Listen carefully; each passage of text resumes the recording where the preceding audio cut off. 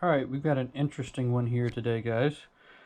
This is my only presentation box Smith & Wesson.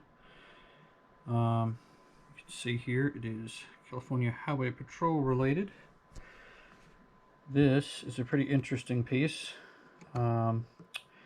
These were made after the changes were made in the department after the Newhall shooting, in which 4 officers were killed. Partly because they did not, at least partly because they did not train with the rounds that they carried. They trained with 38 special rounds, and they carried, in most of these cases, I believe, Magnum 357 Magnum rounds. Duty guns were 357 Magnums that they had at the time, because you could purchase, individuals purchased them on their own dime at the time. And there was a failure of tactics, training, and they decided their requirements for firearms needed to change for the department. So, in response, they worked with Smith & Wesson, or Smith & Wesson worked with them, in order to come up with a firearm to meet their needs, which included a 6-inch barrel and a stainless revolver.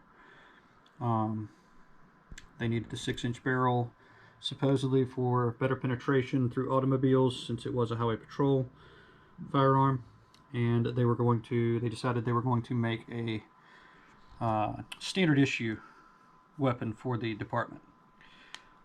Folks that already had their personal firearms were grandfathered in, so if you'd already purchased you a 357, you could keep carrying your 357.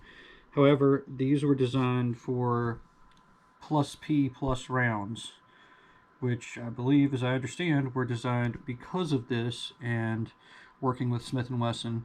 And this gun was designed specifically to fire these rounds because of the sights, the way they're set up for the 110 grain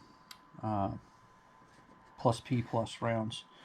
This thing looks to be unfired, which is awesome. There's really not a turn ring on the thing. Really cool piece. Got your Smith & Wesson markings there. Just a really cool piece. Beautiful gun. They didn't make a lot of these. They overstamped. Basically what they did is they took in fact you can probably see it on this one. They took Model 66 stainless frames and they overstamped the 6 with the 8 to make the Model 68. So this is a Model 68 too. It was not a pinned barrel model. I don't think any of these were. But it is an absolute beauty. They did not do checkered grips on these. They just did smooth. Since this was a presentation, situation here, it was a collectible. This was not made for carry. So, just a neat piece. I really love if it'll focus on it. I don't even know if I can get it to focus on it. The Highway Patrol logo is awesome on there. It's just really neat piece. It's a semi-target hammer, and then a standard trigger with your normal grooves. Pretty cool piece. I've always thought these were neat, and very honored to own one. Cool piece. So yeah, wanted to do a brief overview of it and mention the Newhall shooting in regard to this. Just a cool piece. Very historically significant for Smith & Wesson and for the California Highway Patrol.